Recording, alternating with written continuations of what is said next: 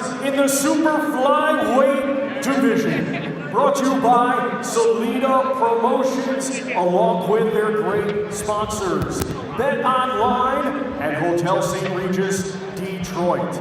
Our three judges assigned will be Domingo Ledesma, Patrick Schmidt, and Gerard White. Introducing to you first, fighting tonight out of the blue corner, he comes to the ring wearing black trunks with lime green and weighed in officially at 112.8 pounds.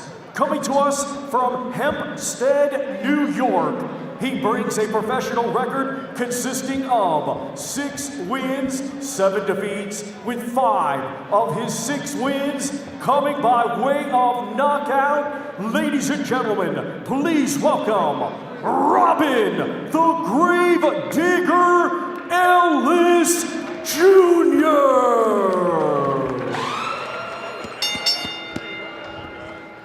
And his opponent across the ring, fighting tonight out of the red corner. He comes to the ring wearing black with gold and weighed in officially at 113.4 pounds. A native of Matagalpa, Nicaragua, he is now fighting out of Holland, Michigan, and has a professional record of 28 wins, 4 defeats, 3 draws, 2 no contests, with 11 wins coming by way of knockout. Ladies and gentlemen, here is the former WBA minimum weight champion of the world, Byron El Gallito Rojas.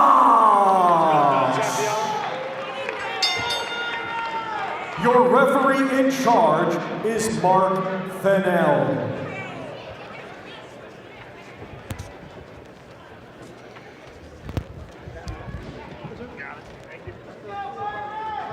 Rules are here today. Catch up at all times, melee command at all times. Touch gloves now and back to your corners. So we are set to go with our first fight of the prelims. Byron Rojas, the former world champion, taking on Robin Ellis Jr., Corey Erdman, Raul Marquez, and Al Bernstein on the call for you here tonight. And a nice surprise to see Byron Rojas back in action for the first time since June of 2022. June of 2022, that's almost 3 years of inactivity.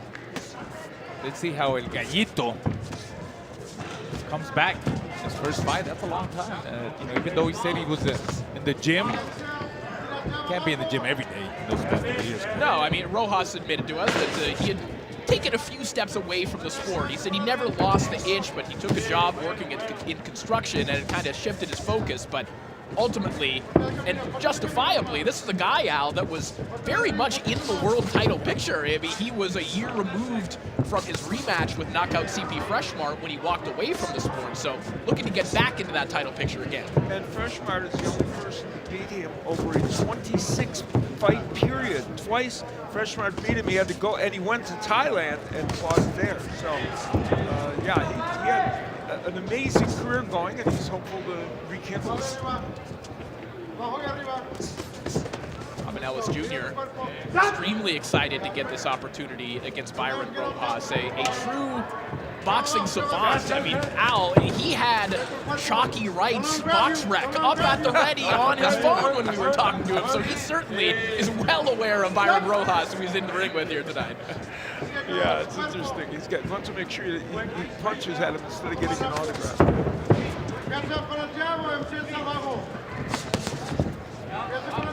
Combination there from Ellis. Left hook sneaking through with Byron Rojas. Focuses on the body here. You see the height differential, but Rojas has kept Ellis pinned against the ropes for the vast majority of this opening round. Yeah, Rojas applying that mental pressure, even if he doesn't throw any shots, but you see he's covering up pretty good, good frame defense. He's going to the body. And you see Ellis on his bicycle moving around. I mean, he's doing the right thing. He shouldn't stand in front of Rojas. Ellis has thrown some really nice counter punches. He won his first 6 fights as a professional. Now he's on a 7-fight winning streak. In those first 6 fights, though, the fighters had 85 losses among them. In the last 7, they had 4. So that's the difference when you face better competition. Rojas has been stopped in 5 of his last 7 bouts, but as he's talked about, he's mostly been forced to fight up around 122, 126, weights that are just very unnatural for him. Of course, weighing in just below 113 for this fight, much more comfortable and natural for Ellis here tonight. 10 seconds, guys. 10 seconds. 10 seconds of the opening round and the official return to the sport of boxing for Byron Rojas.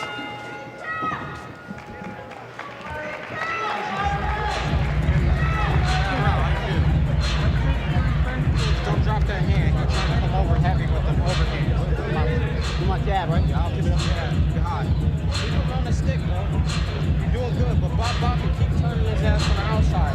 He's forcing himself in with that head, but that's how you're trying to come over. Like the fight like Big Bull. Big Bull fight the same fucking way. So hit the out, get the fuck out. Yeah.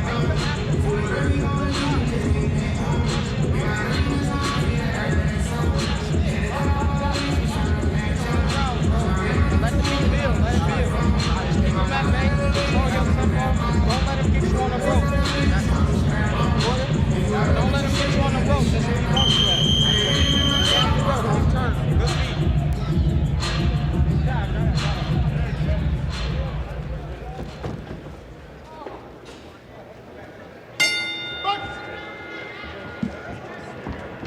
So round 2 underway. Good start to the comeback for Byron Rojas, the former minimum weight title holder. Of course, won that title back in 2016 with a shocking upset win over Hecky Budler on the road. Right now, going back downstairs to the body on Robin Ellis Jr. Yeah, Rojas had a good body attack in that first round. And now you see Ellis holding on as soon as Rojas goes to the body. He's really focusing on the body, Rojas, even with his lead right hand. Ellis has done some good counterpunching like he did right there. It just hasn't been enough to keep Rojas off of him. That's a good point, Al. I think one thing you could say about Ellis here in the early going is he's not shy about his offense. He has the confidence to let his hands go. Now, whether Rojas is beating him to the punch and battering him to the body is another matter. Rojas just missed with a big right hand over the top of his back along the belt line of Robin Ellis Jr. This has been almost 4 straight minutes of punishment to the body. Yeah, I was going to say that, yes. Those body shots are really being effective. I felt like Ellis really felt them right now. He kind of felt his leg kind of folded a little bit and was holding on. He's feeling them for sure.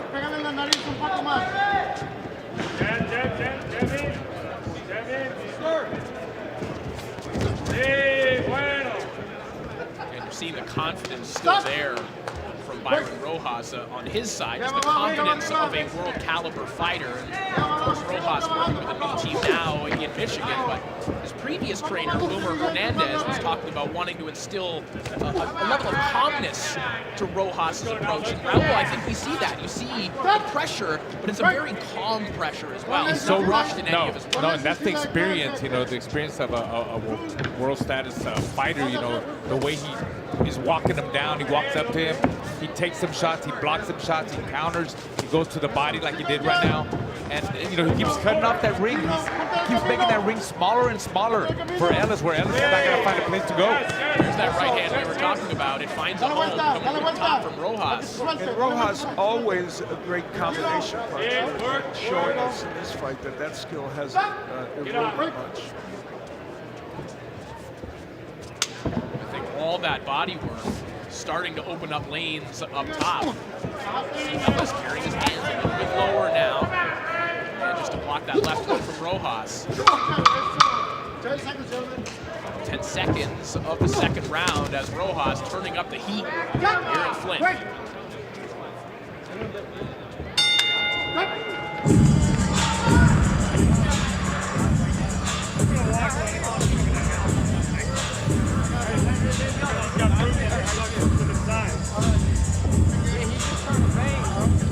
And who we see Rojas working downstairs, working over the top, and you see Ellis right away holding on. I'm telling you, the more he punches to the body, the more Ellis holds on. He's getting hurt. That left hook to the body really hurt Ellis. I don't know how much more body shots he's going to be able to take, man. If he continues, Rojas continues with that momentum, I don't see it going to this.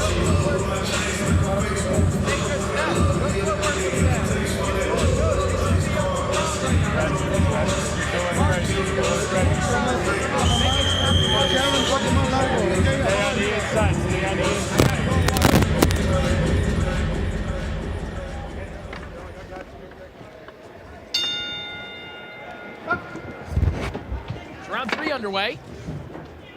As Byron Rojas embarks on a comeback that he hopes will one day lead to a matchup with Oscar Collazo, now the lineal minimum weight champion, after knocking out knockout CP Freshmart in Saudi Arabia a couple of weeks ago. Rojas' nemesis. And Rojas is glad he's not in the picture right That's now. right.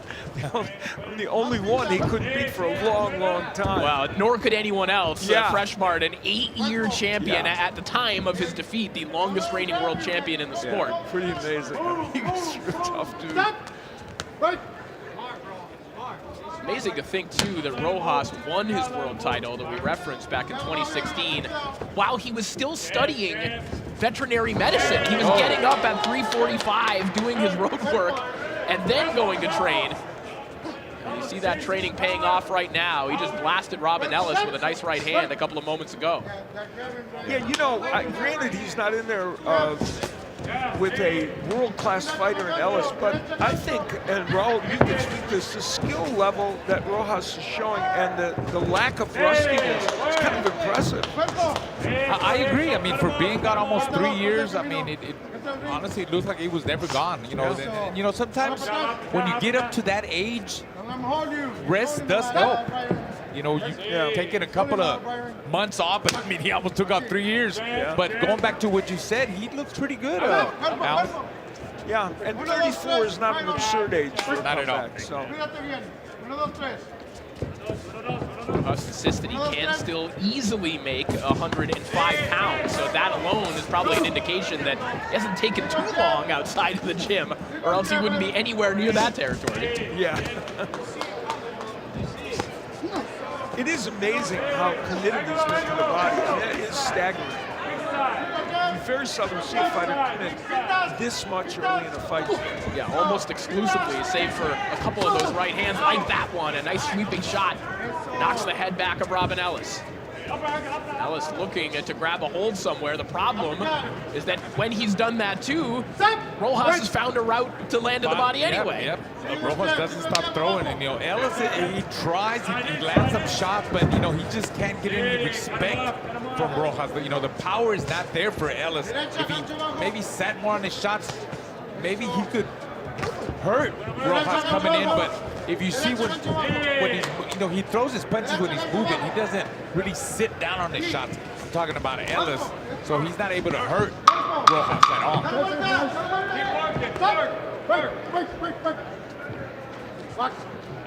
Closing moments here of another dominant round for Byron Rojas.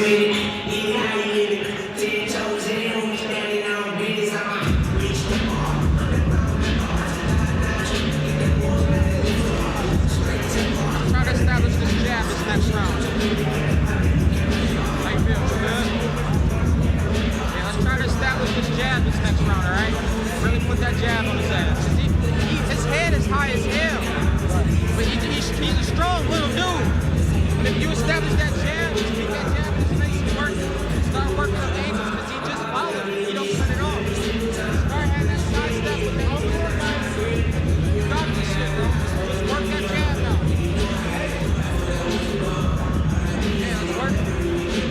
Pop that motherfucking hand back. Get off that jab. Pop that.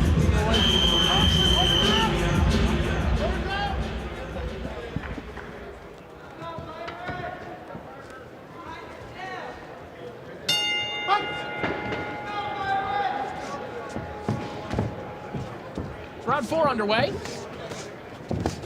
Hearing a couple of cheers here ringside for Byron Rojas at his new home state of Michigan.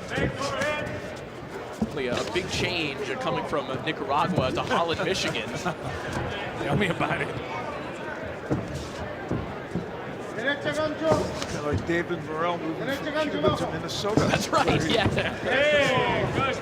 Rojas will hope to be adopted by Michigan the way that Morrell has in Minnesota, where he's been filling up the armory for a couple of years. That's for sure. Oh, big, that right hand, I think, stunned Ellis a little bit to the head. And going back downstairs to the body, Ellis trying to grab a hold here. See what kind of impact that right hand will carry over here. Rojas jabbing to the body. Watch that overhand right. Okay, so there he goes. Looking to the body and then trying to land the overhand right, which landed a while ago and it hurt Ellis, Al. Yeah, the one punch that Ellis has been able to land off those ropes as a counter is the uppercut.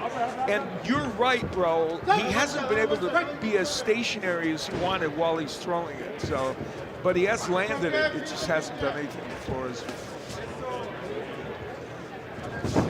Stiff jab there from Rojas. Now again with that right hand to the body. And then Rojas. Man, Rojas just, he's not giving him any room to breathe. As soon as they call break, he's right there. He closes that distance very quick. Even if he's not throwing shots, but he's right there in front of him. And, you know, he's not letting him breathe at all. He's suffocating him. Robin Ellis Jr. told us he had a good camp. He was sparring with Rais Salim. He was getting good work in the gym in Las Vegas. But in live action, when you're in there with a guy who's been world caliber for years and years, it's a different story. It is. You know the word you heard it many times. There's levels. Corey, like I know you like to box, and you know we work on the hand pads. But if we went in the ring right now, you would see the levels. You know. I'm happy to collect my check on this side of the ring. So we'll talk later. We'll see if we can find me an opponent.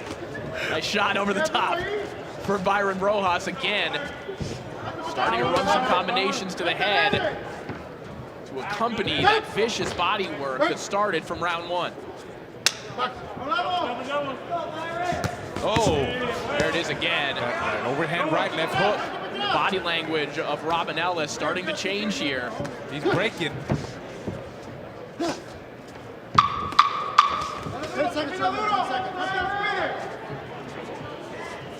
Closing moments of the round as it appears that Rojas may be starting to break Ellis Jr. down.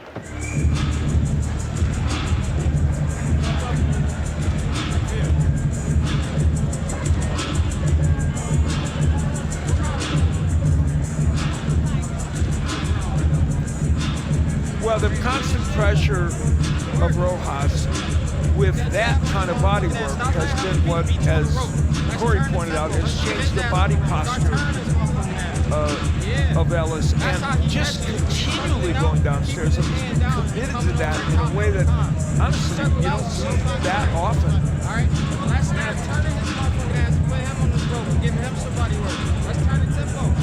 You got this fight. This works. You're way better than this guy. Way sharper, way faster.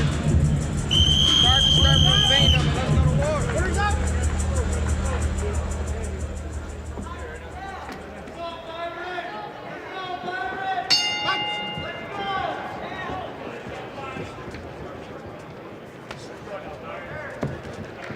You know, you look at Ellis, he doesn't really look like a 6 and 7 fighter, to be honest. He's got skills. You can tell he knows how to fight. We mentioned sparring with guys like Rais Salim. It's just, this is a tough assignment tonight for him. And you know, he's got a big heart. I mean, he's taking a lot of punishment. I was about to say that, like, you know, the whole body punishment he's taking, the overhand rights. I mean, he's got to be thinking, do I want to go out there again and keep getting punished like that? Well, and to be completely fair to Robin Ellis, he's never had a fight anywhere near a weight like this where he's actually comfortable. I mean, he's, again, having to take fights, being an American-based fighter that wants to fight at 108, 112, 105, and there it is. The punishment mounting as Robin Ellis Jr. takes a knee.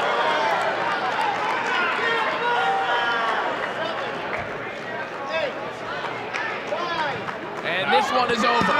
Welcome back, Byron Rojas. And what else other than the body punch would have been something to end this fight? It was a great left hook downstairs. Great performance. Yeah, not a bad comeback at all.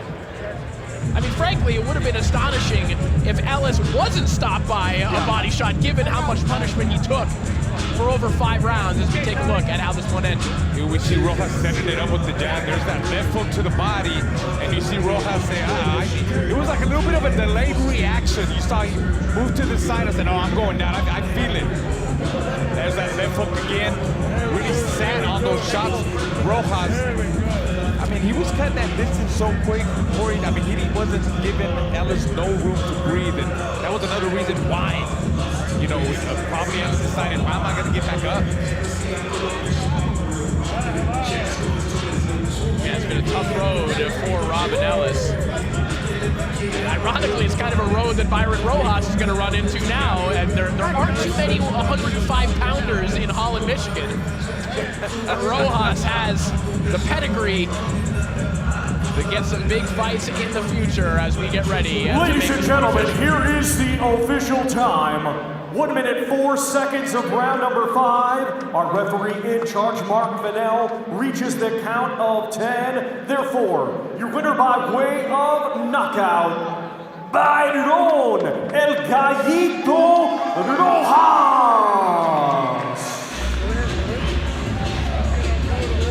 El Gallito, Byron Rojas, breaks his 922-day layoff, picks up the 5th round TKO victory over Robin Ellis Jr.